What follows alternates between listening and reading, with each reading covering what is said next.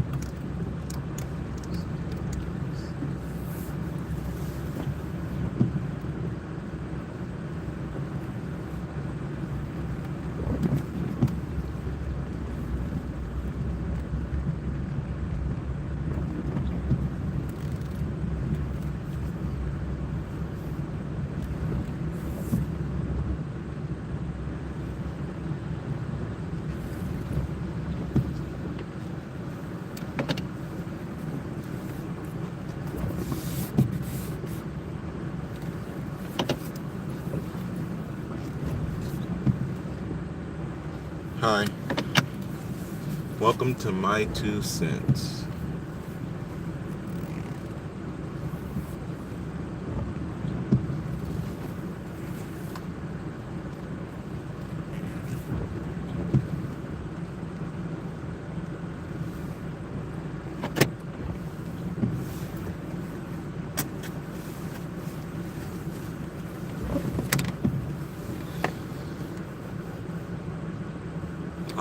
This stream is not really about anything. I'm actually about to close it down. Thanks for loving my videos. I was just helping somebody with their car.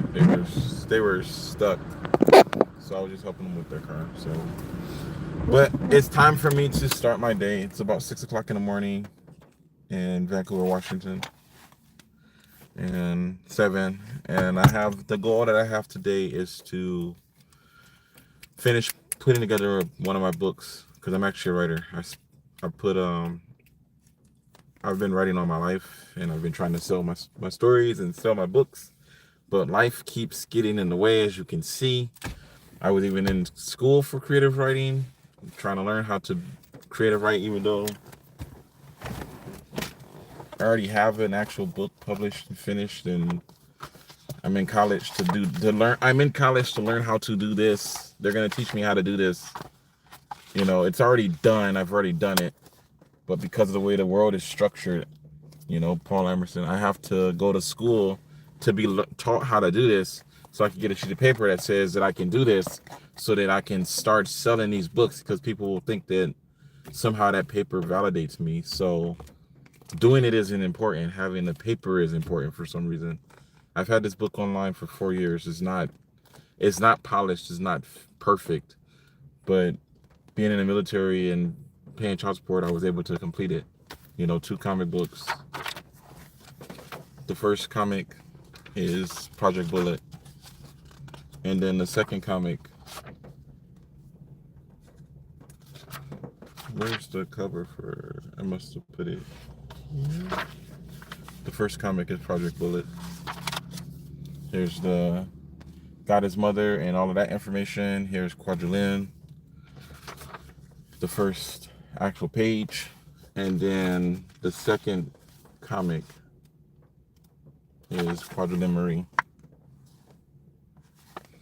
and then here's the legend of the mother goddess, and then yeah, here's just some of the actual comic itself, and then in the back is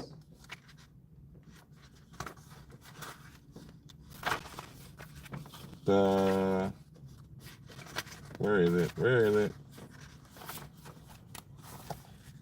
The back is the actual narrative. And so I'm working on polishing that up. And then here's the introductory story to Project Bullet. I was gonna finish Project Bullet in the military, but my leadership was being cantankerous and they refused to give me the time I needed. They didn't give me time off to do anything. I wanted to take leave and they refused to let me go on leave, so I couldn't finish my second novel. My goal today is to, because I spent my whole life writing, I've got like gigabytes of text files. Like, that's a lot of writing.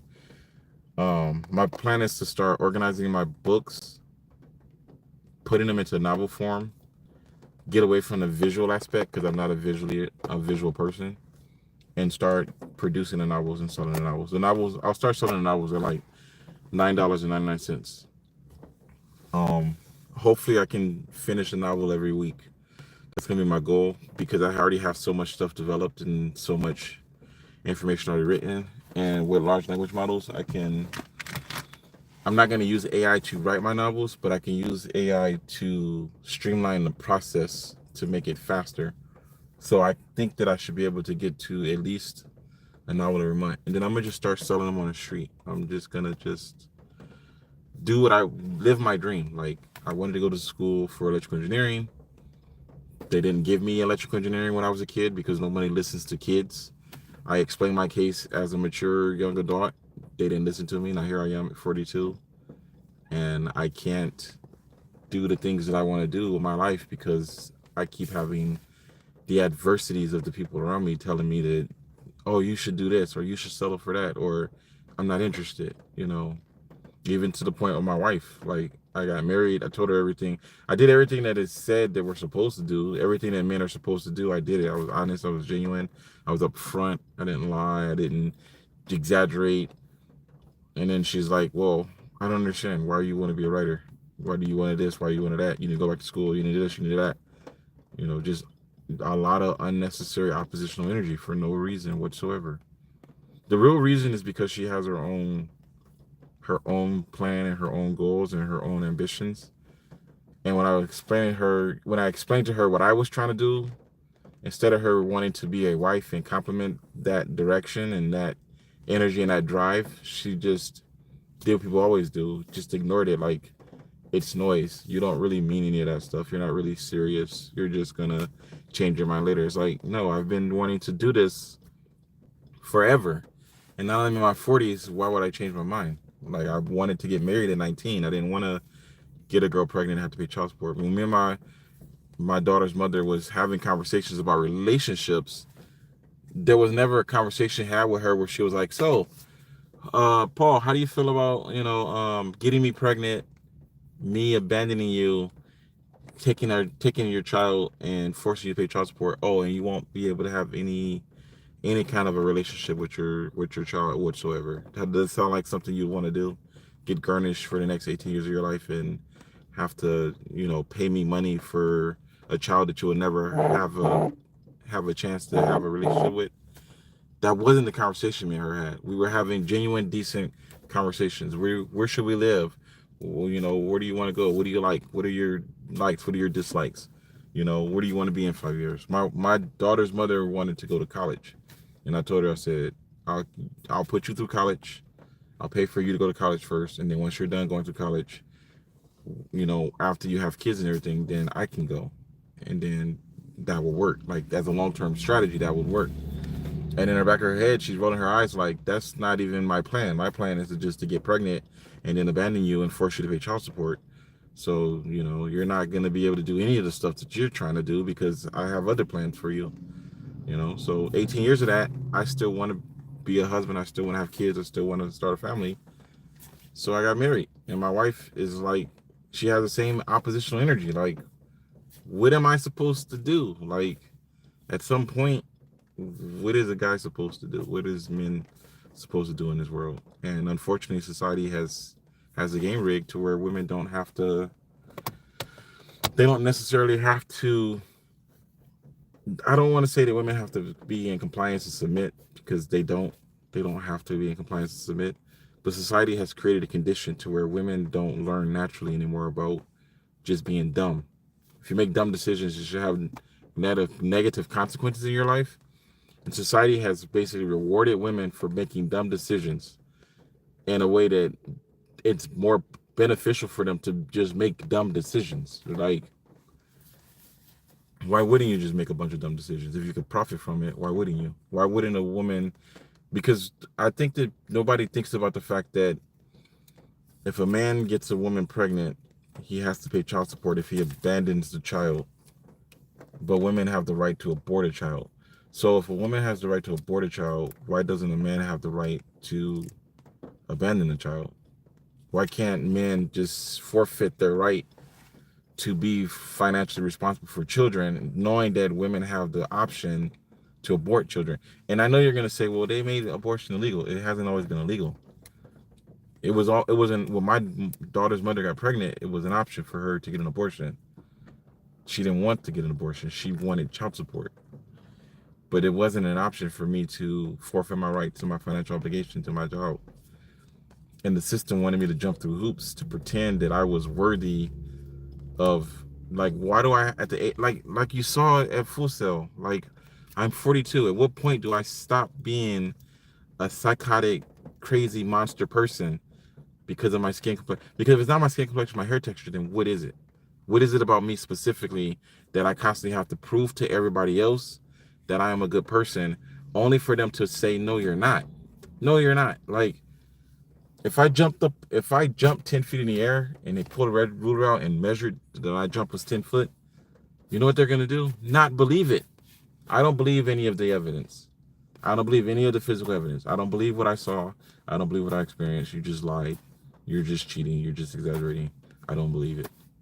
So no amount of years that I spend on this life doing the right thing, being a decent person, being honest, kind, and respectful and humble can validate myself against all of the spamming that the news have done to convince the world that dark-skinned people with nappy hair are a problem and light-skinned people are not a problem. Even though the vast majority of the crimes that are committed with any level, how many Africans are destroying the planet? How many Africans have weapons of mass destruction that are going? How many African nations have militaries that are modern? They have modern jets, modern missiles, modern bombs, modern tanks, modern helicopters. How many of them? How many of the Africans are going around the world and destroying the earth? But for some reason, as a general rule of thumb, the most dangerous and violent people on this planet are not Caucasian. As a rule of thumb, who has a monopoly on nuclear arsenals? Russia and America. China has a couple. You know, Korea has a couple. But the monopoly is Russia and America. Why are the Africans and why are all of the minorities the threat? How can Donald Trump, knowing that he have access to nuclear weapons, get on TV and actually sit there and say, the immigrants coming from Mexico are coming here with their rapists and their drugs and their... Like you have weapons of mass destruction. What are you really trying to say? You have weapons of mass destruction. You can you have bombs that can level entire cities. We have we have the technology to hit anything. And the United States has the technology to blow anything up anywhere on the planet with a push of a button. But you want to convince me that Africans in Africa living life the way that the universe designed it are the problem. And I'm not saying that Caucasians are the problem. I'm saying that there are problems and there are solutions, and politics interfere with that. If you have a whole bunch of food in America that we waste all the time, and you got people over here in this side of the world, whether they're African, European, Asian, native Australian, Aboriginals Australian, regardless of who they are, if you have food and waste here, and you have a lack of food and starvation there, common sense is to just bridge those two gaps. Make these people have less so that these people can have enough. I don't think that's unfair. I think that's the foundation of what governments are about. So, that's what My02cent. That's the whole point of My02cent. Like, I can rant and rave all day, but these are the thoughts in my head that inspire the stories that I write. So when I create Quadrilla Marie, like her character, where is it? Her character is just an expression of those basic ideas. So yeah, that's pretty much it. I'm gonna get my day started. As always, my name is Paul Anderson. I've given you my 2 cents.